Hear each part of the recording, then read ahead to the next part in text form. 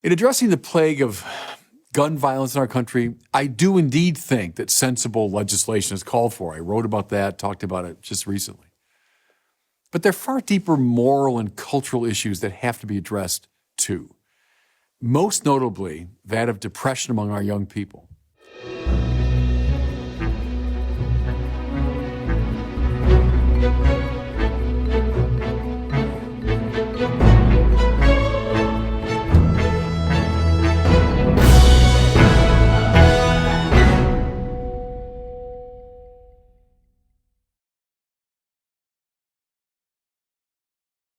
Like every other reasonable person in our society, I'm worried sick about the phenomenon of gun violence.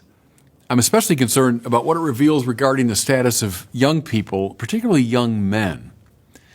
Time and again, disgruntled, angry, depressed, self-hating men, boys really, are the perpetrators of these awful crimes. As I speak these words, images of Robert E. Cremo, the 21-year-old who's confessed to killing 7 and wounding dozens more in Highland Park, Illinois, are circulating on social media. And his face has rather burned itself into my mind. He just looks so lost, physically, psychologically, spiritually. Now, I fully realize Cremo is exceptional. I don't tend to extrapolate from him to all young people. But frankly, evidence has been piling up for some time that youth, especially boys and young men, are suffering badly in our society.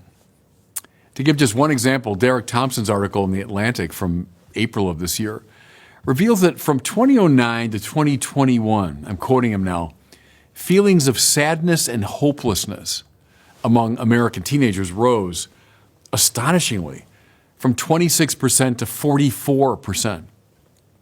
And the increase in depression was consistent across all major categories: male, female, black, white, LGBT, etc. Here are Thompson's own words. I'm quoting again. Since 2009, sadness and hopelessness have increased for every race, for straight teens and gay teens, for teens who say they've never had sex, for those who say they've had sex with males and or females, for students in each year of high school, for teens in all 50 states and the District of Columbia, close quote. Well, Houston, we got a problem. What's causing this drastic increase in unhappiness? Obviously, there's no one answer, for the issue is complex, multivalent. But Thompson hazards 4 suggestions: social media use, the related decrease in real social contact, the stressfulness of the world to which contemporary media are giving young people far greater access, and finally, modern parenting strategies.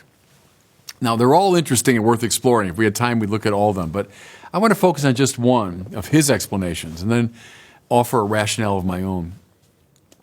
So the number one reason he gives, social media, are making a lot of people, but especially young men and women, crazy and sad, period. This is the case, first, because social media produce an obsession with body image, looks, and popularity. And on the flip side, they give rise to a uniquely toxic atmosphere of judgmentalism, accusation, and criticism. Spend just a few minutes in com boxes and chat rooms on YouTube, Facebook, Instagram, or God help us, Twitter, and you'll immediately see what I mean. And what makes all this worse is that the devices that communicate social media were designed to be addictive.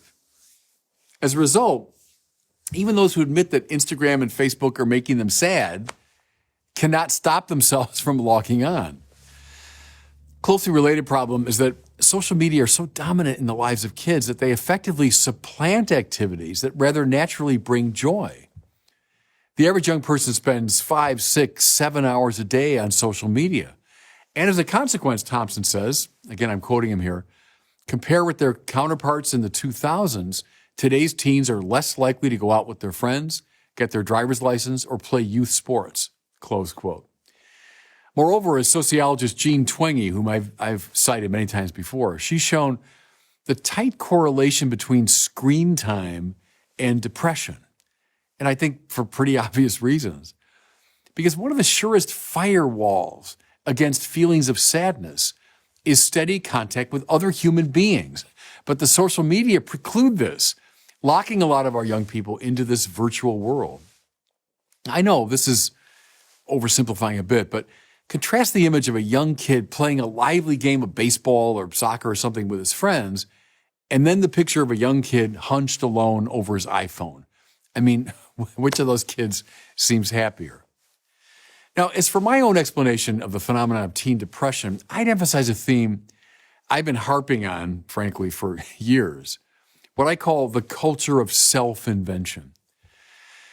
It's now a fundamental orthodoxy of the culture that values, epistemic, moral, aesthetic, are generated from within one's own subjectivity.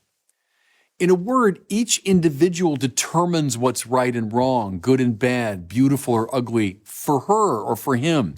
There's no truth, only my truth and your truth. There's nothing that's objectively beautiful, only what I think is beautiful and you think is beautiful. But see, everybody, this attitude is disastrous, both psychologically and spiritually, for it essentially locks a person into the narrow confines of his own little range of experience. It prevents a young man or young woman from moving outside the tiny ambit of what she can imagine or hope for. The best moments in life, in point of fact, are those in which objective values, I mean real truths, real moral absolutes, real beauty, break through the carapace, the protective shell of one's own subjectivity, and lift one up to the contemplation of something new, something that stands rather wonderfully beyond what one even thought possible. More to it, objective goods connect us to one another.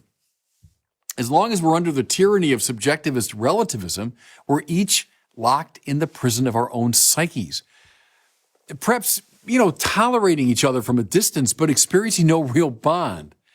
However, precisely because they stand outside of anyone's private experience, objective values can bring a plethora of people together in a common love and devotion. Again, contrast two images here. The first, an angry, isolated teen insisting that the world respect his private conception of truth. And the second, of a group of teens joyfully giving themselves together to a common purpose, to a common good. In addressing the plague of gun violence in our country, I do indeed think that sensible legislation is called for. I wrote about that, talked about it just recently. But there are far deeper moral and cultural issues that have to be addressed too. Most notably, that of depression among our young people. So, two simple suggestions. Set limits to the amount of time that teens are spending on social media. And try to introduce them any way you can to the world of objective value.